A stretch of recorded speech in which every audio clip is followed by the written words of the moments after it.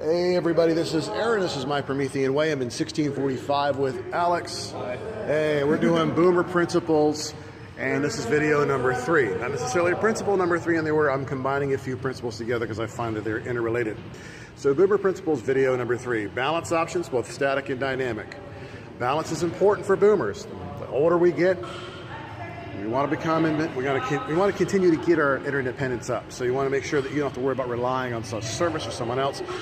Falls in the home, and you are the most common cause of death of people that die in their homes. Okay, so we're going to talk about static and also dynamic balance activations to help you.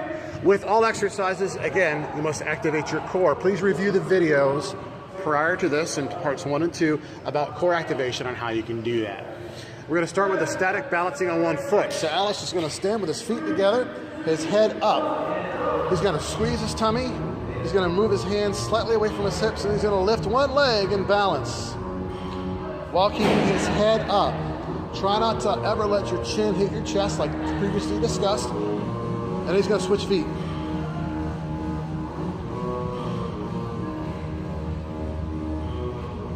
Good. Now he's going to switch feet and lift his knee.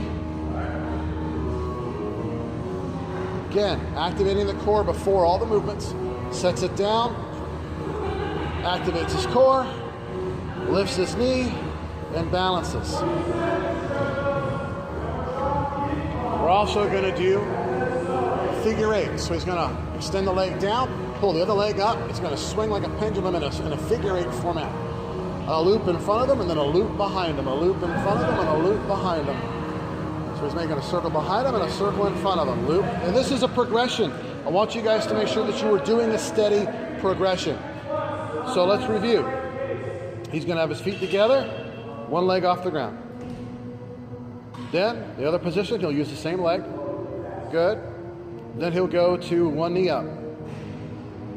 And switch. And then loop progression on the front, loop, and behind, loop in the front. That's your 3 progression standing drill. Next is going to be 1 foot on a deck.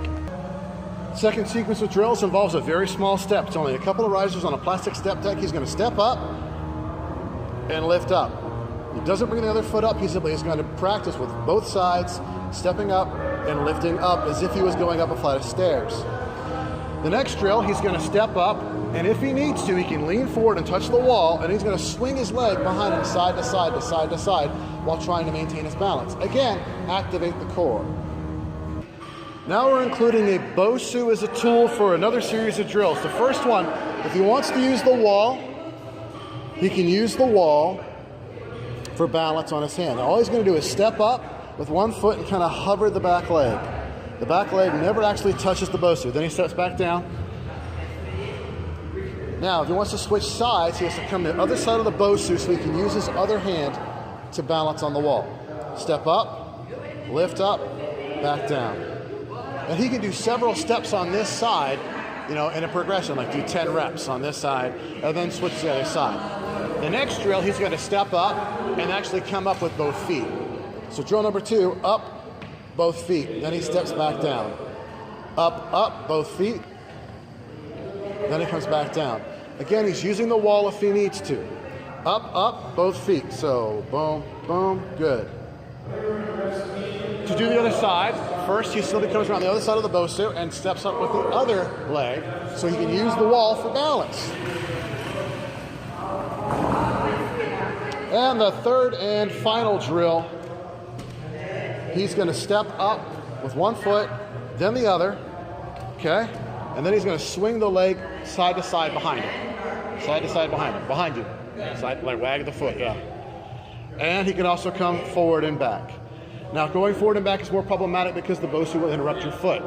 Practicing the same drill we did with the step deck, okay? Other side, step up, swing, swing. That's it. Back and forth and back and forth. Excellent.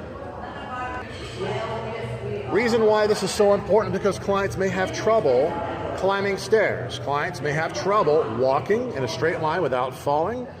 Also, getting out of bed is problematic. Showering. Now imagine cleaning your hair and losing your balance and falling in the shower. That's terrible.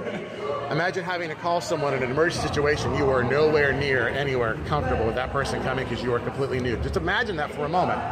Or you're wrapped up in a shower curtain. It's just horrible. So I want you guys to think about the consequences of not being able to do that. These are important life-changing things. You can't wash your hair on your own. It becomes a big problem for you. Sports active clients may be ones that are doing like throwing cast nets from a dock or from a boat. I had a client in his 80s who was able to throw a cast net still.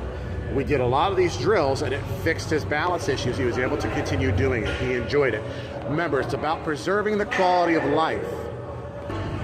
All right, the next section is going to be activate from proximal to most distal. Proximal is near the body center line to distal. Distal is near the extremities. Always activate the core first. Please see the previous videos on core activation, please. If you load resistance bearing exercises with a resistance band or a dumbbell, I want you to keep the weight close to the midline, which is near your stomach or near the center of your chest, and then move away. Make sure that your core is activated first. And lastly, this will help to increase stability, reduce injuries due to overload. Rotator cuff is a very commonly injured, very susceptibly injured, pretty much injury prone, and injury prevention is paramount. And please see the dumbbell matrix in a previous video. Here are the moves. Okay, so Alex has got a dumbbell. We're going to be showing you what proximal and distal is. Proximal is near his center line, distal is near his extremities. So he's going to activate his core, he's going to bring the dumbbell and put it right on his stomach or his chest, and he's going to rotate it away from his body and then comes back. This is an L turn. It's going to help you, not only help you fix a lot of your shoulder problems, but also prevent them. Again, another L turn. Good. Another movement he's going to do is, again, let the dumbbell hang in neutral position in between. Relax the core for a second, activate the core, curl it up towards the middle of the body, and then overhead press. Make sure it's over your shoulder and not out here. Good. See my shadow on the wall over here? Don't let the dumbbell be way out here. Let the dumbbell be above your shoulder, above your head. Again, curl close to the body, press above the head and body. Good. That's going to keep it as in as proximal a position as possible while you are still moving in a distal direction. All right. Look at the Gray Institute dumbbell matrix for more of these moves. We're going to go across the body and then punch while pivoting the body. So cross, pivot your body, and punch in a diagonal line. Yes. And the Gray Institute's dumbbell matrix, he essentially has done most of those movements just right here. Lightweight, y'all. Lightweight. Last little sets of moves with the medicine ball. So the last little exercises involves a medicine ball.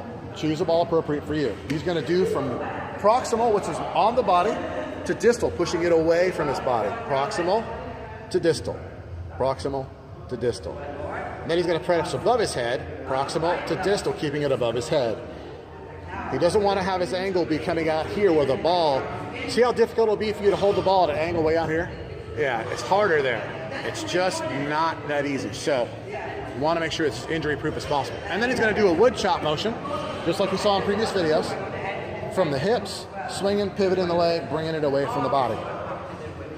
So I want you guys to use these tools, especially if you are a boomer, if you are working out. These principles are going to have to come into play. If you're a coach, this is definitely something you need to review and put in your toolkit. If you like the content, share and subscribe.